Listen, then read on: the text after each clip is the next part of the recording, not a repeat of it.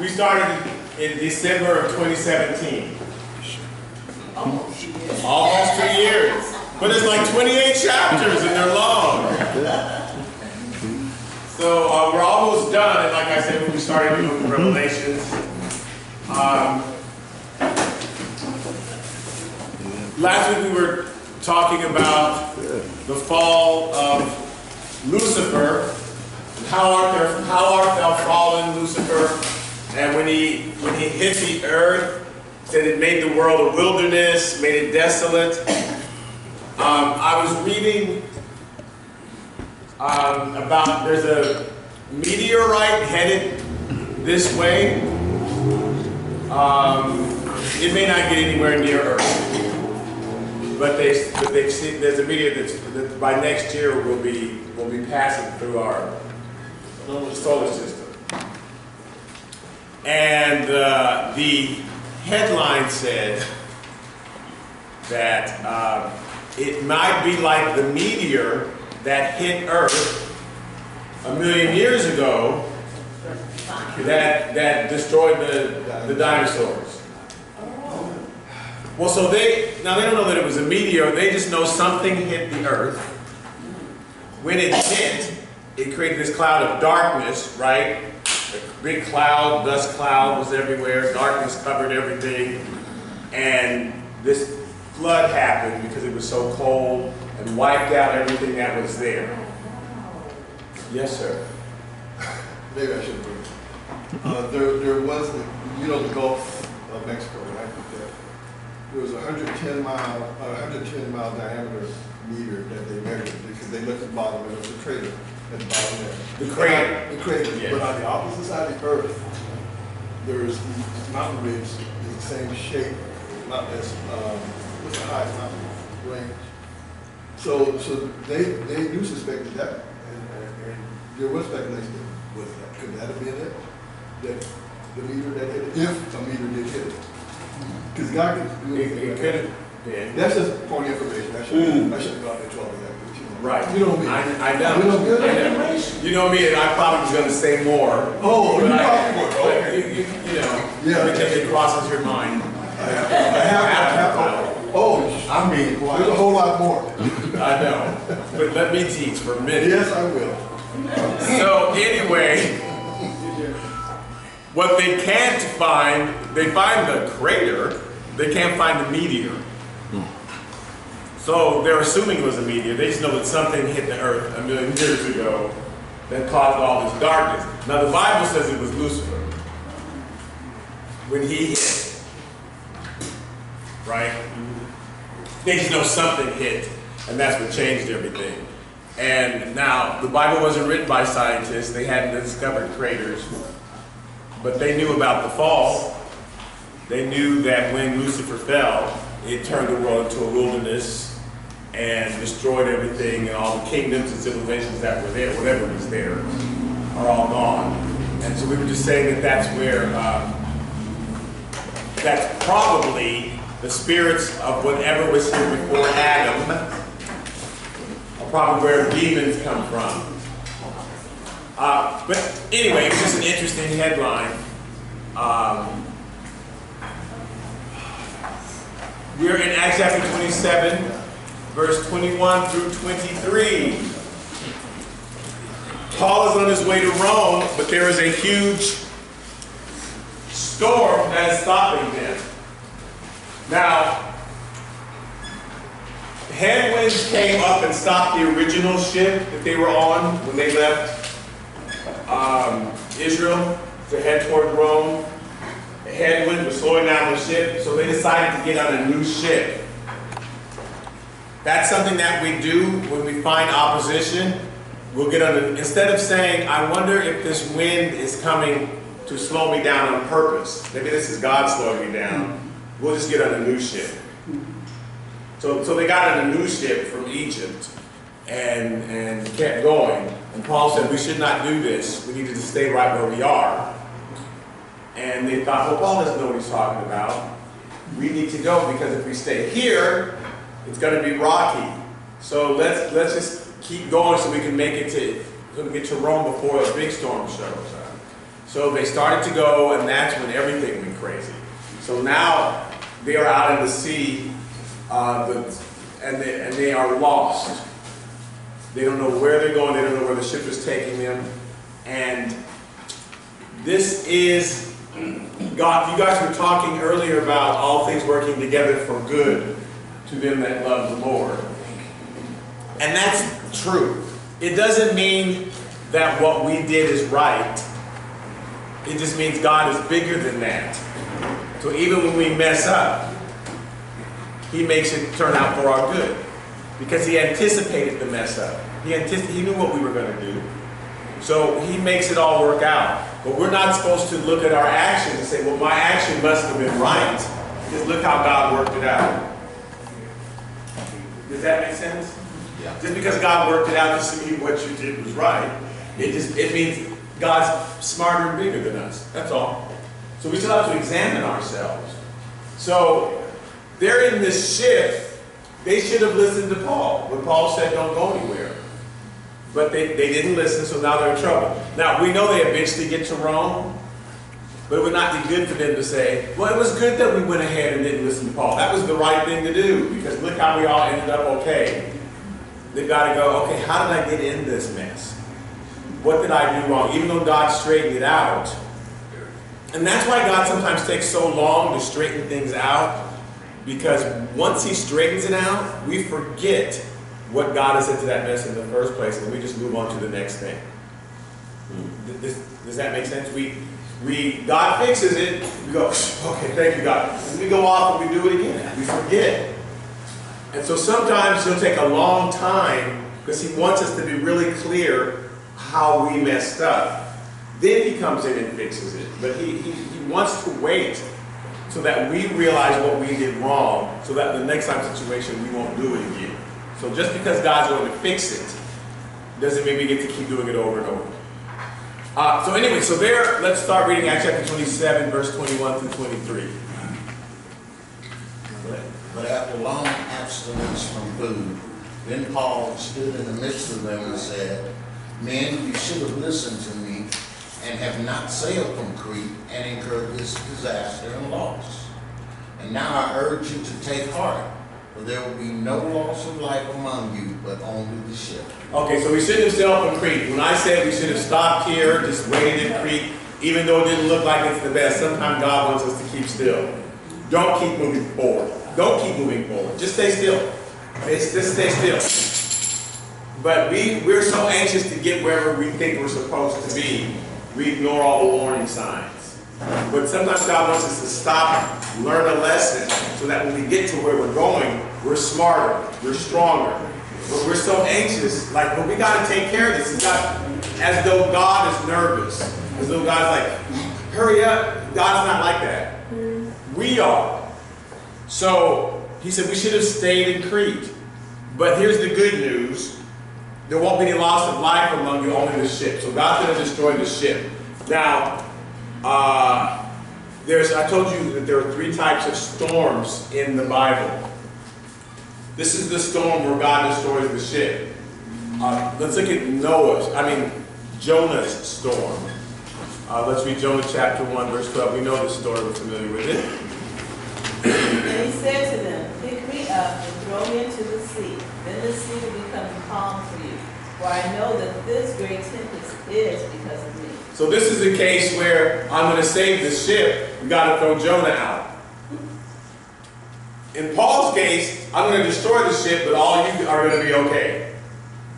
So there are storms that come when we're heading in the wrong direction. And in Jonah's case, he needed to go back to where he's supposed to be.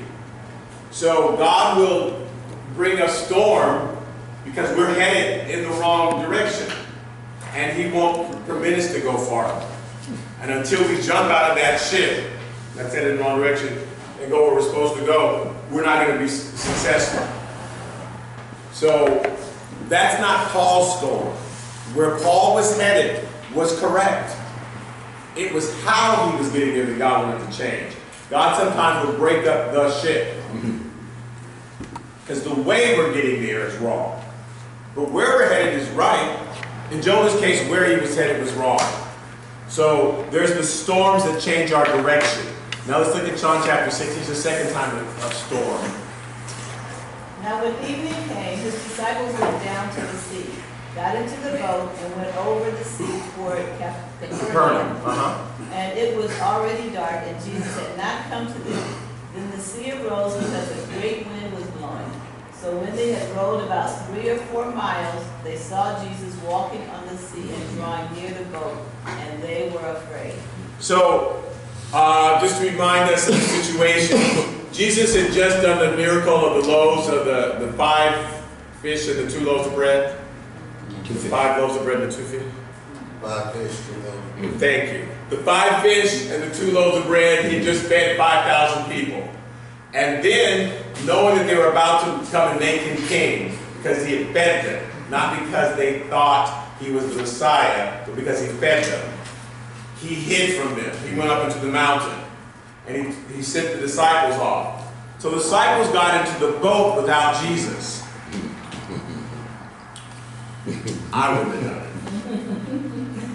So the disciples got into the boat without Jesus and decided to go on a cross. Since it was already dark and Jesus had not come to them yet, but they went on anyway. So how many things do we do? Especially in the church, we just do a lot of, we just go ahead and try to cross that sea without Jesus. Thinking he'll catch up to us later. Then the sea arose and a great wind was blowing. So when they were about 3 or 4 miles, so they'd gone halfway. It's about 8 miles across. They'd gone halfway. They saw Jesus walking on the sea and drawing near the boat, and they were afraid. Why were they afraid? They thought it was a ghost. Right, so they were all African American. They weren't playing that. Let's look at Mark chapter 6, verse 48, the first part of verse 48. Then he saw them straining at rowing, for the wind was against them. Now about the 4th watch of the night, he came to them walking on the sea. The 4th watch of the night. So it's the 4th watch of the night. Night started at 6 o'clock. And it's divided into 4 groups of 3 hours. From 6 to 9 is the first watch, 9 to 12 is the second watch, 12 to 3, and then 3 to 6. So it was about the 4th watch. They started at 6 o'clock, and it was about 3 o'clock now. They've been rowing almost all night. Right? 6 to 9, 9 to 12, 12 to 3. Now it's about 4 o'clock, and they'd only gotten halfway across. It's about 4 miles. They should have been there in 1 hour, and yet it's 9 hours. Because it was so contrary, they're just stuck. They're straining it, but the wind is blowing, and they're not able to, and they're just in the middle of the sea in the dark. Jesus comes to them at the 4th watch. Now the Bible talks about the 1st watch, 2nd watch, 3rd watch. They expected a miracle in the 3rd watch, and I'll show you why. Lamentations chapter 2, verse 19a says, Arise, cry out in the night, at the beginning of the watches. Pour out your heart like water before the face of the Lord. So, at the beginning of the watch, when the wind first starts to blow, that's when we need to cry out. Cry out to the Lord. At the beginning, it says, of the watches. As soon as it's nighttime, don't wait until you get in trouble. Don't wait until everything starts to blow up. At the beginning of the watch, cry out to the Lord. Lord, I need you. Don't wait. Because there's too much that we do on our own. And we wait until we're in trouble. And then we cry out to the Lord. He says, cry out at the beginning of the watch. When you first start your journey. It's against Judges, chapter 7, verse 19. So Gideon and the 100 men who were with him came to the outpost of the camp at the beginning of the middle watch, just as they had posted the watch, and they blew the trumpets and broke the pitchers that were in their hands. So if you've cried out to the Lord, you've got his plan. In the 2nd watch, the middle watch, and the 2nd watch, and they call it the middle because at first the Jews only divided it into 3. But when the Romans came, they divided it into 4 watches. So at the 2nd watch, that's when Gideon had the plan and started to put it in action. So it's just Gideon and a few hundred men, right, against all these other people. It looked crazy, but they went ahead and they did what God told them to do. They broke the pitchers and made a lot of noise, and then they waited to see what God was going to do. So in the 2nd watch, that's when we execute God's plan. Let's look at Exodus chapter 14, verse 24. Now it came to pass in the morning watch that the Lord looked down upon the army of the Egyptians through the pillar of fire and cloud, and he troubled the army of the Egyptians. So the Egyptians are following them. The children of Israel have left Egypt. They've crossed the Red Sea, and they look, and the Egyptians are crossing. That's when, in the third watch, that's when God now does his part. In the beginning, we cry out to God. Cry out to God in the beginning. As soon as you're about to step foot, that's when you cry out to God. In the second watch, he gives you instructions of what you're to do. And in the third watch is when he comes in and executes his part of it. It was the fourth watch, and there had been no miracle. That's why they're saying, it's already the fourth watch now. They're rowing, and they cried out to God. They're rowing, nothing. Why is Jesus waiting so long? Because Jesus sent them at 6 o'clock, the first watch. At 9 o'clock, he's not there. At 12 o'clock, he's not there. It's 3 in the morning.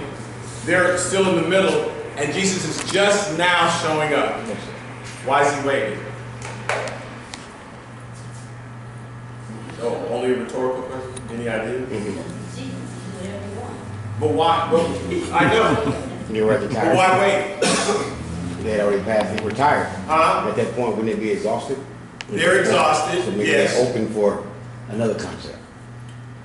So you're saying when they're exhausted, Yeah, it's an opportunity for him to come in. so now they've given up. Yeah, if they ain't that Okay. far.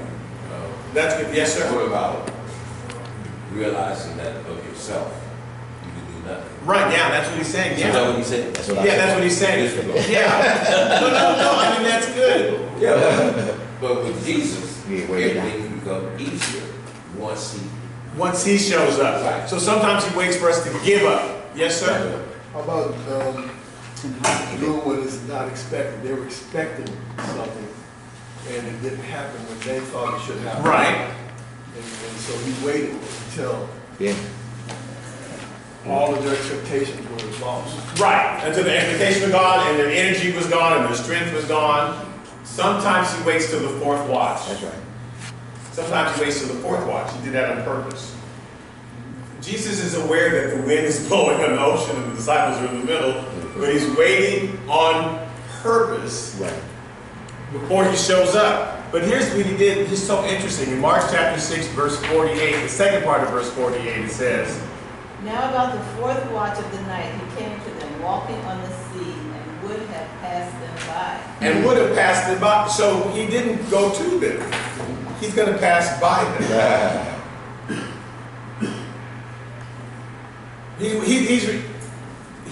They're over there in the boat, and Jesus is walking, and would have passed them by, and would have passed them by, but they called out to him. Yes. So he wasn't heading toward them; he was heading past them. Come on. That's very interesting. Yeah. Let's examine that. There's another time that Jesus would have passed them by. The disciples had gone to the tomb, and they had not seen Jesus, right? The ladies had gone there first, and then the male disciples went. There's no Jesus, and so they're depressed, and they're walking, and they run into a guy. They don't recognize him.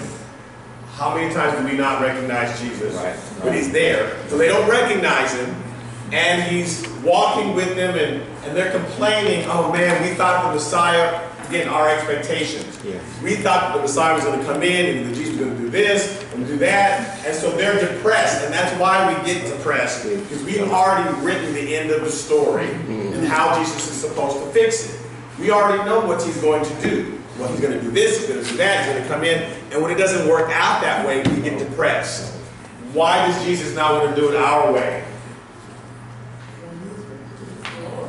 No, I'm not saying does he have the right to do it our way. No, but we don't recognize that he's Lord, he's in charge. But we say, Jesus, I want you to go to that hospital room, and I want you to touch the doctor. And then I want you to just be in his hand. And we've dictated exactly how he's supposed to heal the person. Yeah. That's what I'm saying, we don't realize that God is in charge, he's Lord, we're not Lord. You know, sometimes I do it myself. Right. I'm not thinking of how to do stuff and everything, because he's the one that's really in charge. You're not really in charge. Yes, we're not in charge, but we get depressed because he doesn't do it our way. Because I'll get the glory. Huh? Because I'll get the glory. We'll get the glory if he fixes it our way. We get to pat ourselves on the back. So he won't do it our way. He's not going to do it our way. Also, he also sees he sees everything that's coming along. So he has to, Foresight. he sees everything. So he knows a better way to fix it. Right. But he can just do it our way. He's not. He's not going to do it our way because we'll get the glory and we'll give ourselves the glory. We certainly will pat ourselves on the back. So they're complaining to this guy. We thought this is what the Messiah was going to do. He was going to come and do this and do this. But Jesus ended up dying and now they stole his body. Wow. So let's look. So they're walking with this guy, and he's explaining to them all the scriptures. He's explaining, well, you don't understand what the Messiah was supposed to do. You don't understand.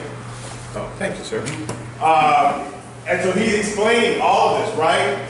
Here's what the Messiah. Let's go back to the scriptures, because Jesus was with you all that time, and you didn't get it. Because you were thinking, the whole time Jesus is talking, you were hearing something different. Yeah. And we do that. Jesus, the Holy Spirit tells us stuff, but we don't hear what he's saying because we already have a different scenario in our head. Okay, so let's start with Luke chapter 24, verse 28. Then they drew near to the village where they were going, and he indicated that he would have gone farther, but they constrained him, saying, "Abide with us, for it is toward evening, and the day is far spent." And he went in to stay with them. Now it came to pass, as he sat at the table with them, that he took bread, blessed and broke it, and gave it to them. So I just want to back up. So they drew near the village where they were going and indicated that he indicated that he would have gone farther. So Jesus is walking with them. They're stopping at the village where they're supposed to go, and he would have gone farther. So he explained everything to them, but he hadn't revealed yet that he was Jesus. But he was going to keep going. And they said, wait, hold up. You should stay with us. Now, why did he act like he was going to go farther?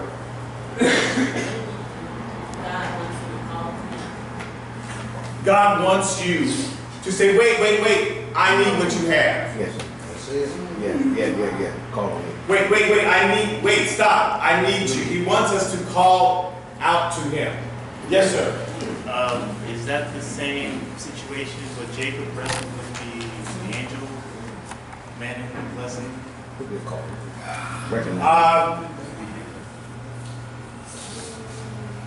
It's something like that. I mean, yes. Develop a relationship there. Yes. So, but what we were referencing is that when the disciples were in the water and they're rowing, that Jesus started to pass them by. It's the same thing here. When he's explaining everything to them, he's about to go on, and he needs them to do a human thing and go, wait, I need more of this. But they did not know it was Jesus. And sometimes Jesus won't reveal to himself that it's him. But he'll send someone in need to us, or he'll send someone with it. And he wants us to say, wait, I need more of this, or wait, before you go, let me do this. Wait, and he wants us to do a human thing. Then we find out that was Jesus. So how many times we've been in a situation where something just occurred to us to invite someone, here, let me just take you out to dinner, or let me do this other thing. And then when you got there, then like the Lord showed up. Right. You know what I'm talking about? That had you not done that extra thing, had you not made that phone call, had you not gone over to that person's house, then you wouldn't have gotten that extra information that you needed. Is anyone lost? It's like having a conversation with somebody, Uh-huh. and they pray or something like that. Something happened a couple of weeks ago. Shirley Moss was sharing with me this week that there was somebody that was here that was down on her luck, should I say? Uh-huh. And Shirley went to hug her. And the lady says, wow, you guys can hug me as bad as I am? So she said it was funny that hug, she just went to welcome her, and the lady said, oh my God, I wanted to hug all along. Right. And I thought nobody would embrace me. And she was in the back seat, last seat. And then so it was like the natural went supernatural, should I say. Exactly. Yeah. Exactly. But something was in her that said, let me go to that extra woman, Right. because she didn't have to. No. The woman was in the back seat, back row, but something said, let me go the extra mile, go that extra mile, and then something supernatural happened. Right. So in this case, they don't know that it's Jesus, but it occurs to them, wait, why don't you come and eat with us? Mm-hmm. And that extra act of compassion is what then ultimately brought the miracle. So he would have gone farther, but they said, no, wait, come and stay with us. So he went in and stayed with them. He said, now it came to pass, as he sat at table with them, he took the bread and blessed it and broke it and gave it to them. Go ahead. Then their eyes were opened and they knew him, and he vanished from their sight. So when he blessed the bread and broke it, that's when they realized it was Jesus. Right. Now here's what's interesting about that. Not just metaphorically how Jesus blesses us and he'll break us and then he'll reveal himself to us, but in reality, they're at somebody else's house. The only person who's supposed to break the bread and bless it is the owner of the house. But Jesus took it and he blessed it and he broke it, and then they realized it was Jesus. Because wherever he is, he's the owner of the house. Yes. Right? You need a landlord.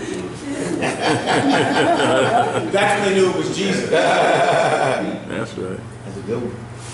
When they had the miracle of the fish and the loaves of the bread, and there were 5,000 people there, and the disciples said they need to go on their own. And Jesus said, no, I own this house. Yeah. He took the bread, he blessed it, he broke it, and God fed everybody.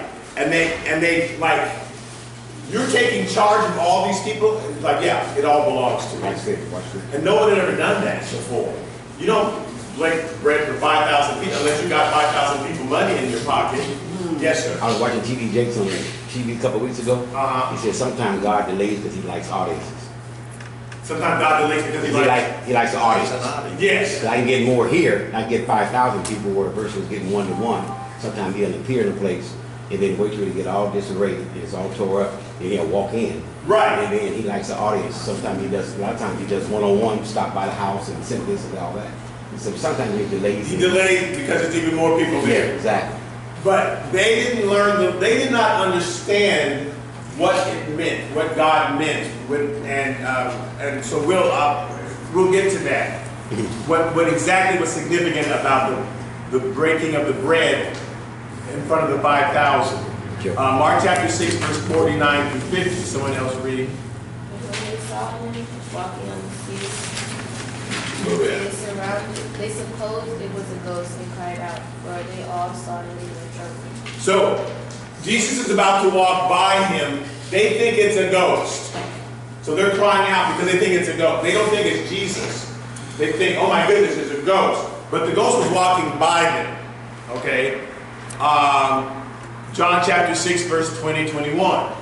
But he said to them, it is I, do not be afraid.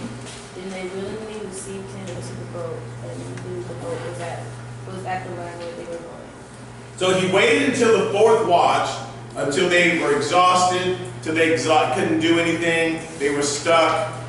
They had given up spiritually, physically, and then this ghost walks by, and Jesus says, don't worry, it's me.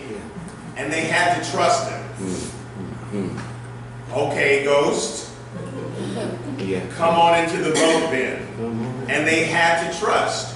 Because he didn't look like Jesus. They just hear a voice, don't worry, it's me. And they're like, okay, we're just going to have to trust. We're just going to have to trust. So they invite him into the boat. Let's look at, and then immediately he was there. So this storm came to teach them something. Let's look how Peter analyzed it. In Mark chapter 6, now the reason I say Peter's the one that told Mark all these stories. right? So Peter's the one that told Mark. Paul is the one that told Luke a lot of the stories. And so this is Peter's interpretation to Mark. Mark was not there. Verse 51. Then he went up into the boat to them, and when the wind ceased, and they were greatly amazed in themselves beyond measure and marveled. For they had not understood about the loaves, because their heart was hardened. So Peter is saying he got into the boat and the wind ceased, and they were amazed, for they had not understood about the loaves, because their heart was hardened. So they hadn't gotten the lesson. Somehow this storm was connected to the loaves. Right. And they didn't understand. Peter's realizing, even though he just fed 5,000, they hadn't carried that over. And we're that way. Because all of us have been in many situations where God has rescued us. But the next time we're in trouble, we get just as stressed out again. Right? We're just as frustrated. We're just as nervous. It's the fourth watch. So it's beyond too late. Right? You're supposed to come in the third watch. It's the fourth watch. So it's already morning. So we say don't wait till midnight to call out to the Lord, call him out. But we're expecting a miracle at midnight, but now it's 9 a.m. and the person's knocking at the door asking for the money. It's the fourth watch. Does that make sense? And that's when we're like, oh no, now what's going to happen?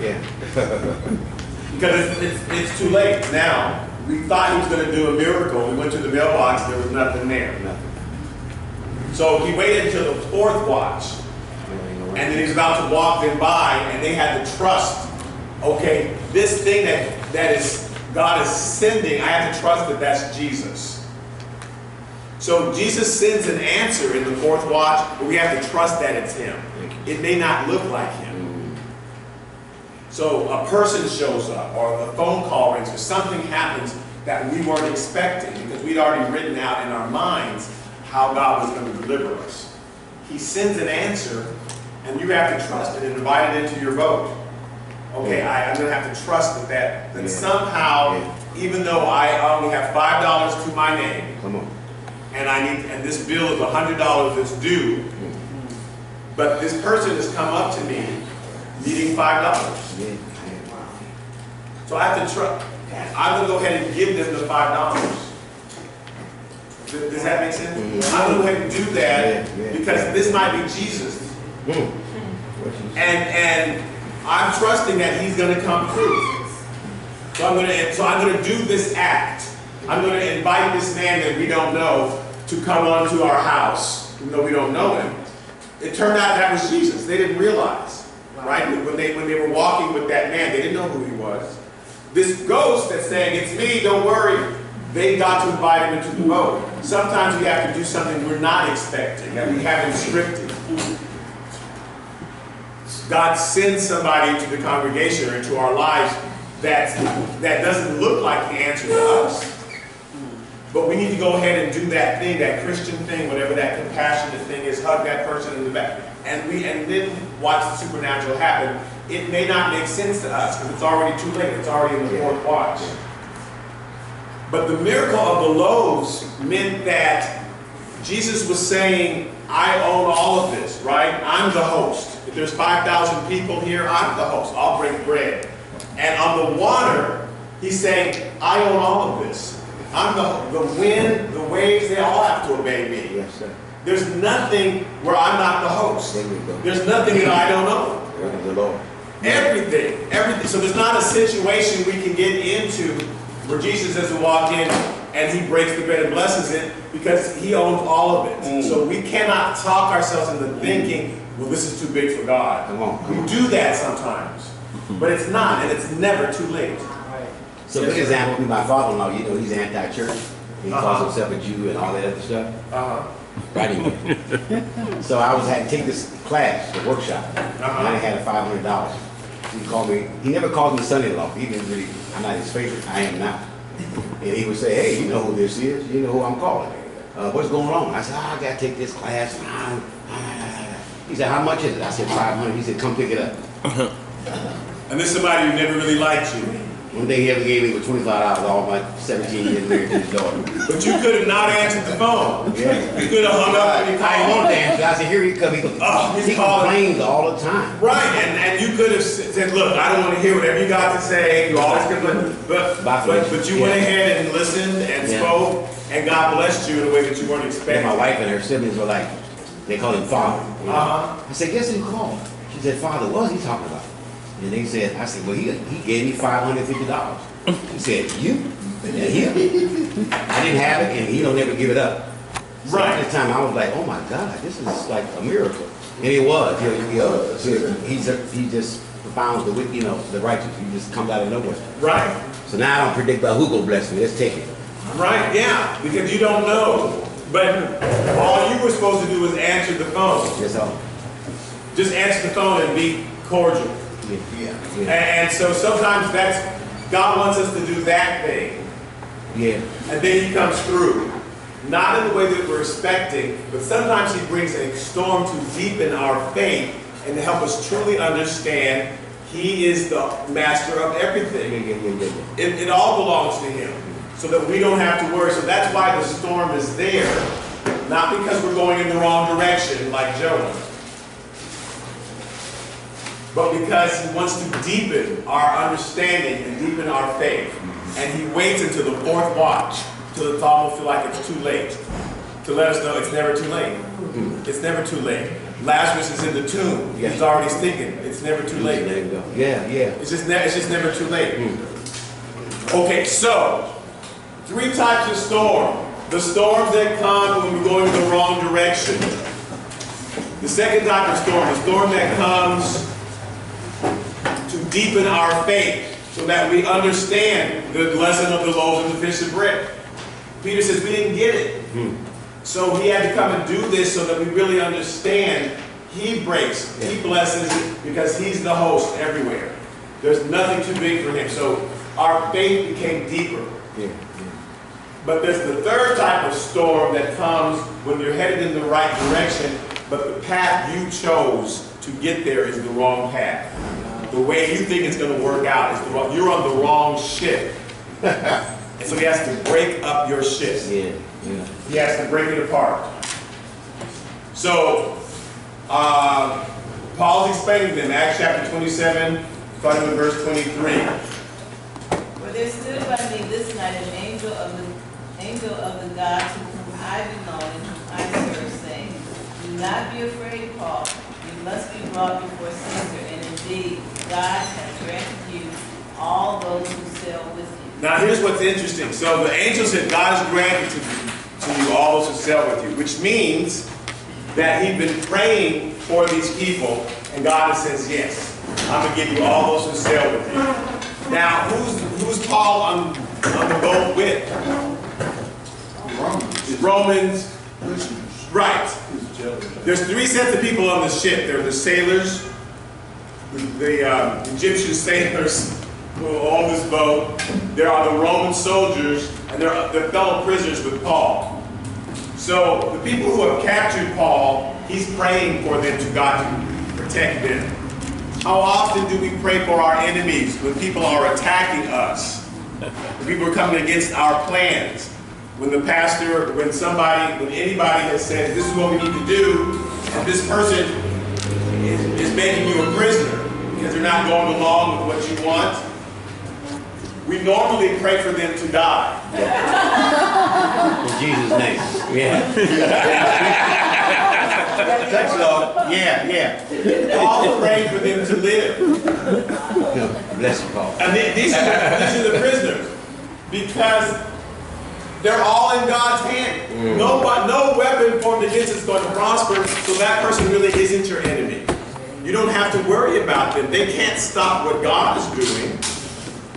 You're going to get to Rome anyway. They can't stop it. Even if they're making wrong decisions, even if they have you on the wrong boat. We're gonna get there. They can't stop what God is doing, so your war is not with them. We think if I can just get rid of this person, then God will be able to do what he wants to do. No, God's going to do what he wants to do anyway. So pray for this person. Lord, touch this person, touch their heart. don't pray, Lord, remove them like a cancer from my body. Right. Pray, Lord, help them so that we can all work together.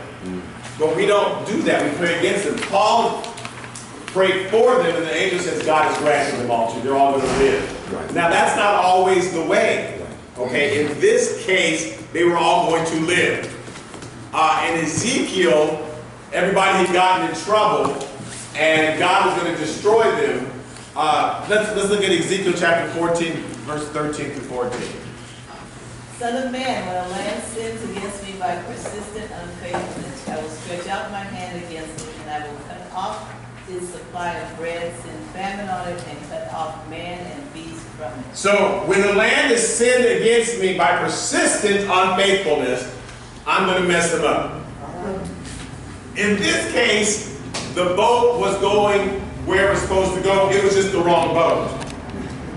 So God wasn't mad at them. God was not punishing the people. He was simply saying, you're not going to get there that way. That's not how you're going to get there.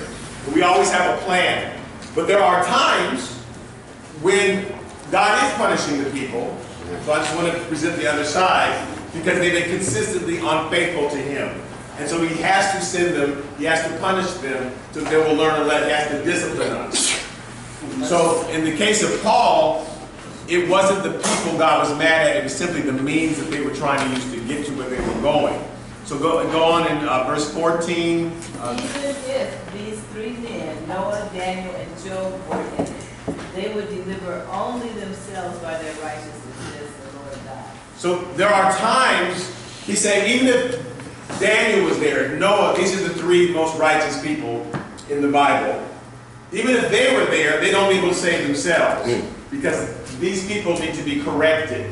Sometimes we're trying to rescue other people, we're trying to save them, and God is going to send discipline upon them.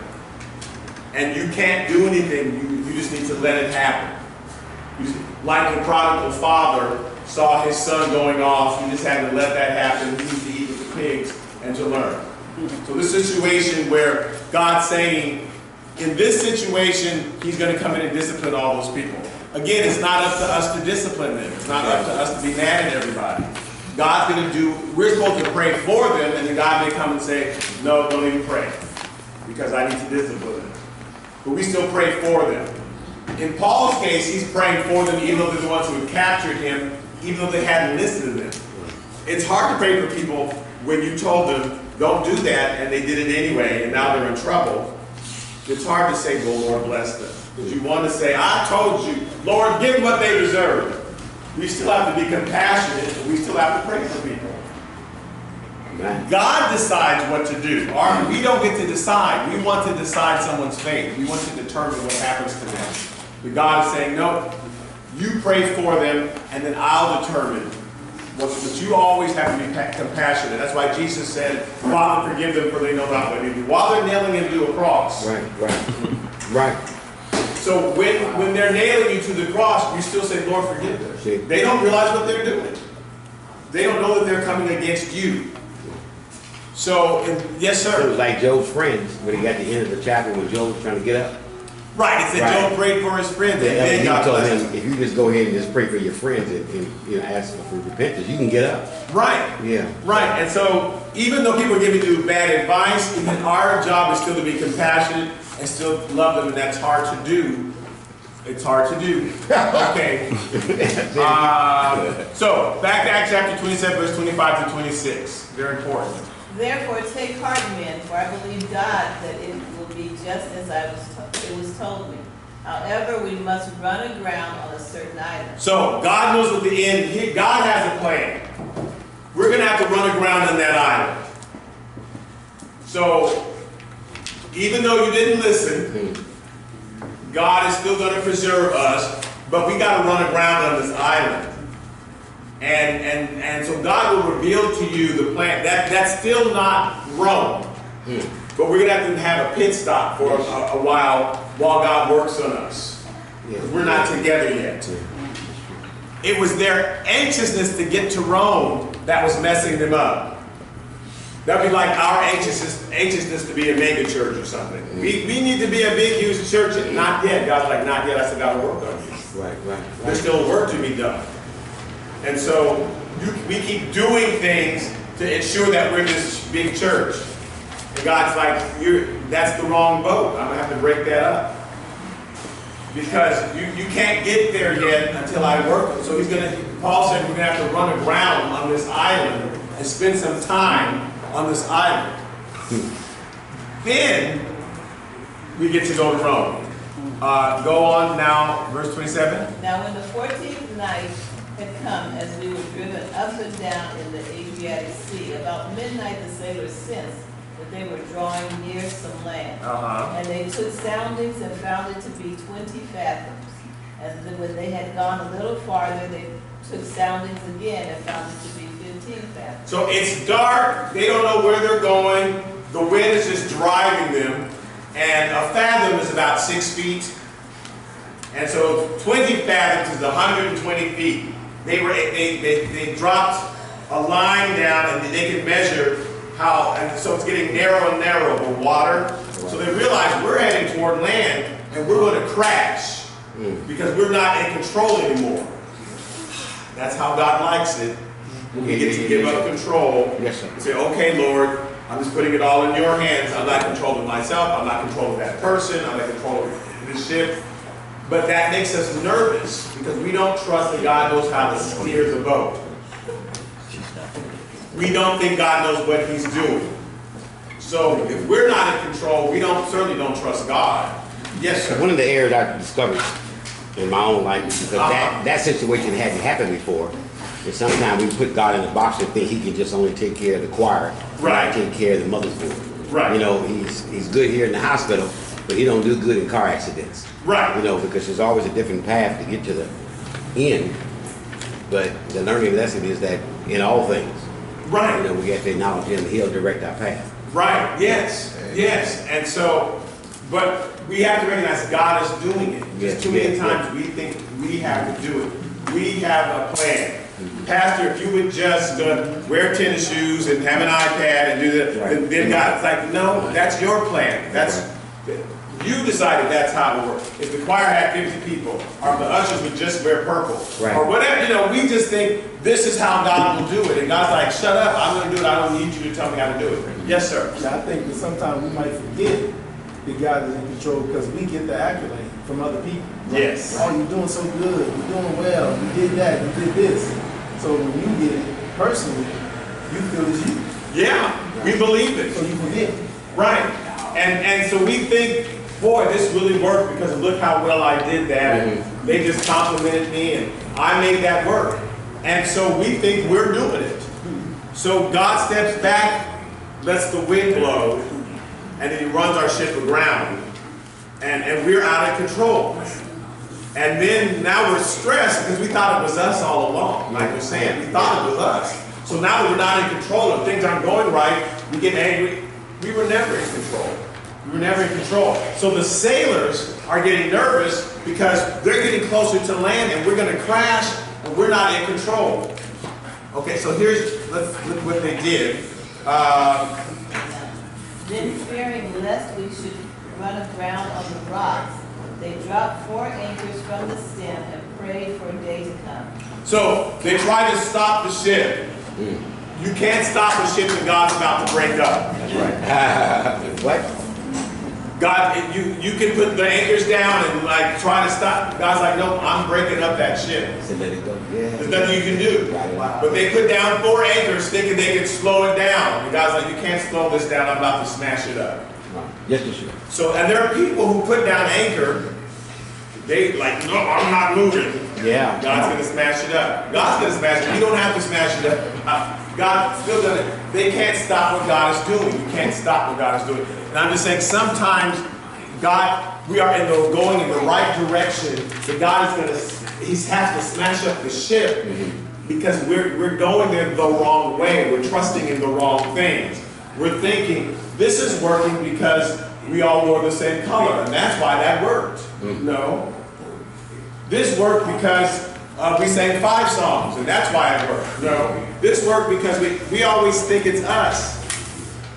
This is why, and so that's what we get to trust in. So the next week we do the same thing, and the next week we do the same. We got to have 4 songs into this, or we got to have this. No, you don't. That's not why it worked. That's not why God blessed.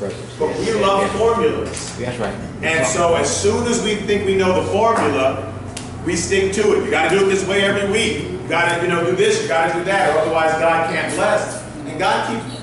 It has nothing to do. So you make sure you can't do it the same way twice. The person you were counting on doesn't show up. The organ doesn't work. The lights go out. And that's God. Because He wants to show you, I can still bless anyway. I own all this. So I can still bless anyway. So now they're getting nervous. They put down anchors. It's not working. And as the sailors were seeking to escape from the ship, when they had let down the skiff into the sea, under pretense of putting out anchors from the prow. So the sailors are seeking to escape. The sailors are seeking to escape. There's a ship that hangs off the side of the boat, a little small ship. Yeah. They're going to get in that boat. That's right. Get out of it. And get out. But they were saying, we're going to get in the boat. Yeah. And we're going to put down anchor. But Paul knew what was really going on. That they were trying to escape. So here's what he said. Paul said to the centurion and the soldier, unless these men stay in the ship, Yes, sir. you cannot be saved. That's right. And that's hard to do. So he said, you got to stay on the ship. Yeah. Everybody got to stay in the ship. I'm breaking the ship up, but you got to stay on it until I break it up. Come on. It needs all of us working together. These sailors have to shake. Everybody's got to stay on the ship. There are people who want to escape the ship when they see it breaking up. That's right. A lot of people. Oh no, look, God's breaking that up. Let me get off the ship. No. Another part to it. That's just when He needs you. Yeah. The sailors had specific skills. The soldiers had specific skills. There was stuff that the prisoners had to do. Everybody had to work together to guide that ship to where it's supposed to go so that it can get to where it. He said, you got to run aground on a certain island. There's a destination I'm trying to get all of you. Then I'm going to break it up and I'm going to give you a new ship. But I'm going to save all of you together. So we have to make sure we don't jump off the ship. Even when you see that God is breaking it apart. That's difficult. Right? Because, God's breaking that ship up. Yeah, but stay in it. That's the only way you're going to be saved. You'll die if you don't stay in the ship. God will not be able to save your life unless you all stay together. So unless these men stay in the ship, you cannot be saved. Mark chapter 3, verse 25. And if a house is divided against itself, that house cannot stand. So they told Jesus, they accused him of having a demon. He said, well, that doesn't make any sense. I'm casting out demons and I have a demon? That doesn't make any sense. Right. And he says that, gives us the rule, a house divided against itself can't stand. That's any house. That's your family. That's your church. That's your job. All of it. People have to work together. Difficult to do when there are people who aren't listening. Yes, sir. Again, Paul was praying for the people who weren't listening. Paul was right. It's hard when you're right to be friends with the people who are wrong and they won't admit they're wrong. But you still have to love them. You still have to pray for them. Yeah. So, it is important. Now, the reason the sailors had to stay on the ship, again, everybody has a function. Everybody has a talent. We need everybody. Even the people that we don't like. God gave them some particular gift that is necessary to it working, everything working. So it's up to us to speak the truth. Paul had to say, gentlemen, you did not listen. But here's what God told me. There are people who God tells them the truth, but they think they're not going to listen. So I'm just going to keep it. Well, they're not going to listen, so why waste my time? Me too. Me too. Because we think, well, they're not going to. We're mad. But if God gave you the truth, He wants you to speak it out, and then how they deal with it is up to them. But we're going to be judged because we kept our mouths shut. Ooh, you what? We'll be judged because we didn't say the truth. And as frustrating as it is that they're not going to listen or that they may respond negatively, that's not our problem. Let God deal with them on that. But we still have to stand up and say, you know what, I think this is how this should go. Or this is what God is leading me. Or this is how I feel. We have to stand up and say the truth. We'll be judged for not speaking it. They won't be judged for not listening to the truth that they never heard. Right, right. We'll be judged for not putting it out.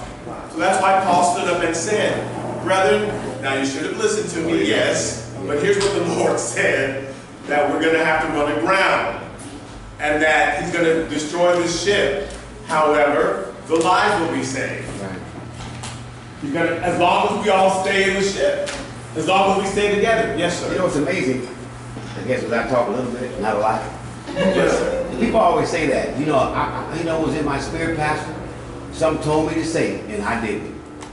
And that's the most frustrating thing to me, because I remember when Attorney Calhoun was alive. What was his first name? I forget. Clayton. Yeah, Clayton. I know there was that first meeting I came to at church. And I shouldn't have came, but I came.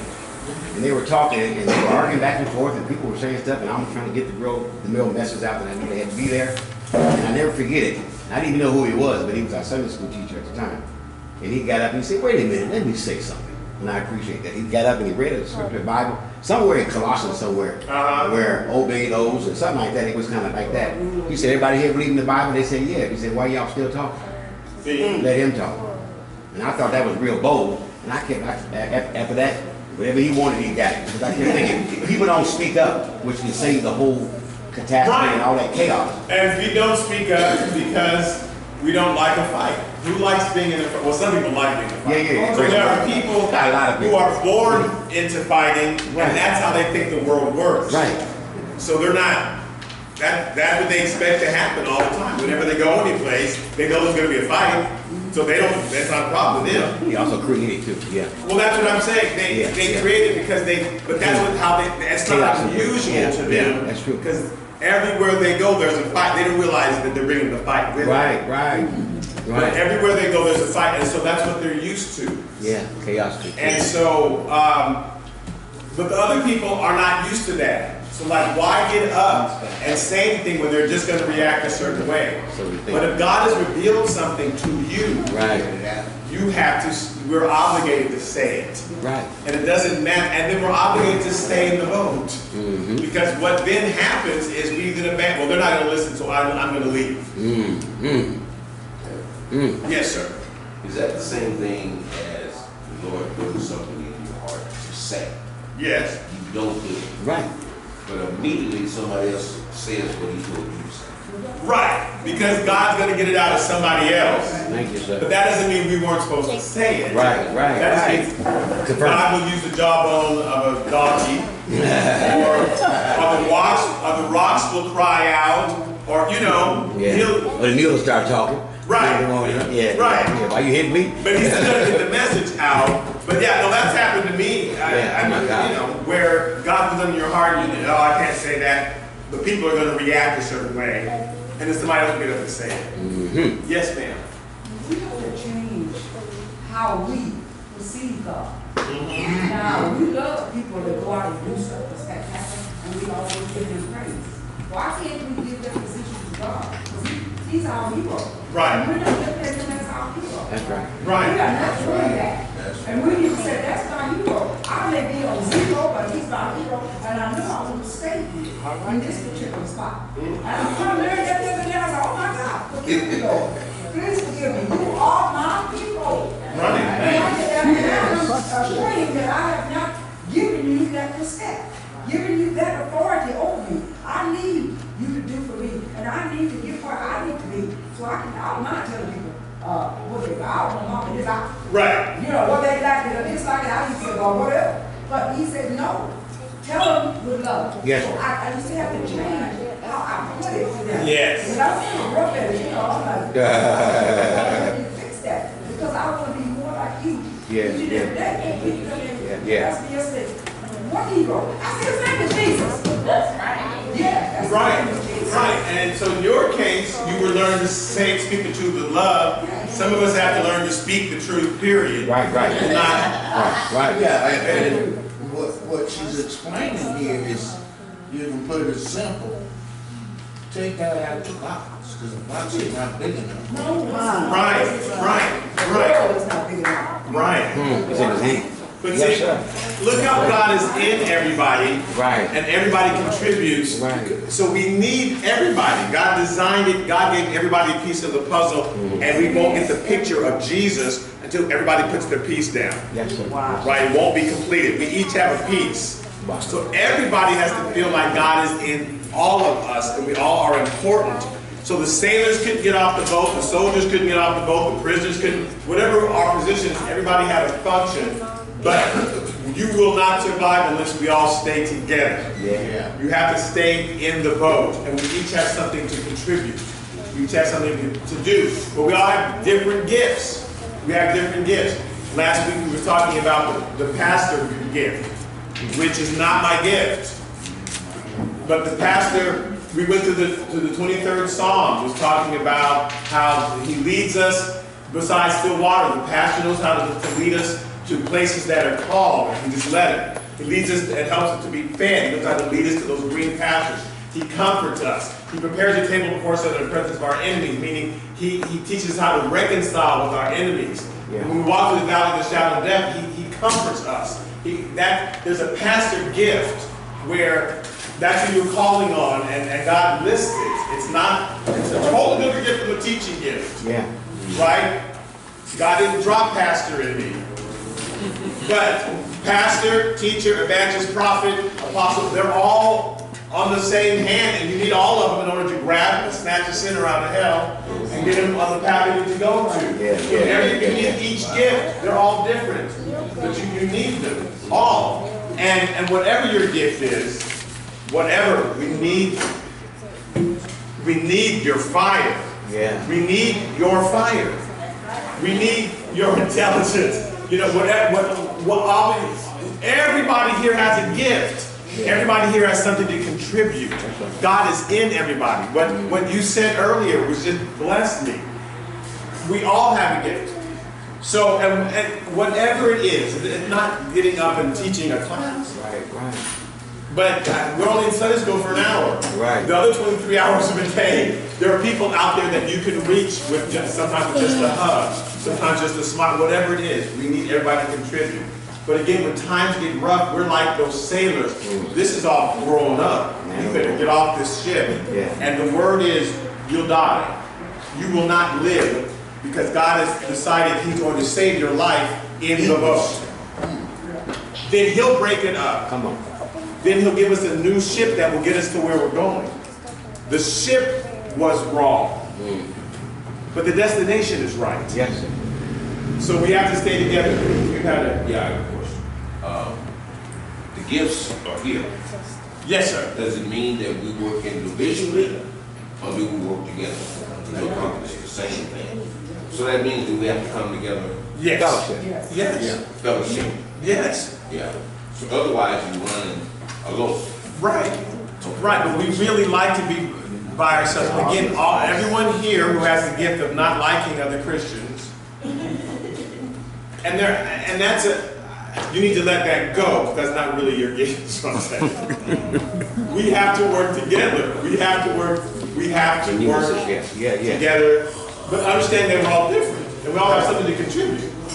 And we're not upset if this person does that and that person gets attention. Just get it done, yeah. Yay, they're doing their God. Look how God's using it. So we have to check our egos and make sure, because it's hard to work with people because they're not just like us. Right. They're going to do things differently than us. So that's difficult. But we all have to stay in the same ship. Just like the little lady tells a story, Fred and Mallory's mother tells a story about the lady that gave one of her children an item or ingredient to put in the cake. And so everybody had their flour, sugar, whatever it was to make the cake. And so the little boy, they had the baking soda, the baking powder, baking powder, decided that his thing was too small and he didn't throw his ingredient in it. So when they made the cake didn't rise. Right. So they asked the question, would everybody put their stuff in? He said, no, here's mine. I just thought mine was so insignificant. But what he had was so fortified, that was going to make the cake rise. Exactly. So everybody has to throw theirs in and put it in there and watch it happen, and it's going to come to fruition. That's excellent. That's excellent. Yeah. Yeah, because we judge, because Brianna has a gift. Right. Everybody does. That's right. But we think ours is too small. Right. So we don't, well, they won't miss it. They won't miss this if I don't throw it in. Right. Yes, we will. Right. Whatever you have, we all need to contribute. Because our goal is not to be a church that loves to come and sit, but we need to be a group of people that love to go and minister. We're not just supposed to sit here and soak it all in. We have to soak it all in and then give it out. And then soak it in and then give it out. And right, get it and then give it away. He's training us to minister in whatever world that we're in whatever ways that we do. To our family, to our friends. He's training us to bring God into the situation. And so that's what he wants, a church full of people who love to minister to other people. Right. Not to be ministered to, Right. but love to minister. So he gave the fivefold ministry gift to equip the saints to do the work of the ministry. So they would do the work of the ministry, which is to bring Jesus to a dying world. So everyone's important. We're all important. We all have to stay in the ship. I'm telling you, God is breaking up the ship. This ship. This ship. He's breaking up the way we think we're supposed to get somewhere. Yeah. This ship. Because we have in our mind, it has to be this way and that way. We have to have this, and the choir has to have robes. I'm just making it up.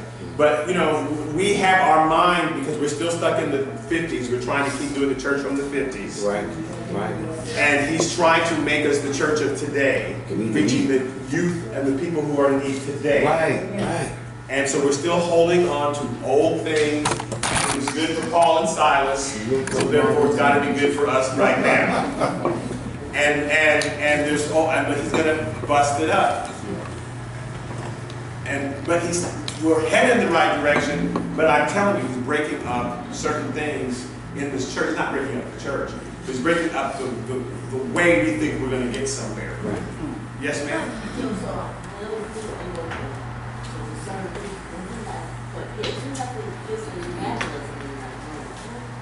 Oh, there's many evangelists in this room. I didn't mean to look right at you, Rodney. Since I'm looking. But there are people who go out and love to win souls. Poor Rodney can't. It's on him constantly. For example, well, we know some mother here, but like every day God gives him a new thing because he's got to change hearts and minds, right? And so, but there are people who are here to minister to the homeless and people. God has just sent everything that we need is here. That's right. Ronnie has a gift. Everybody here has different gifts, and God's going to send in the people. But we have to think that we're the ministers.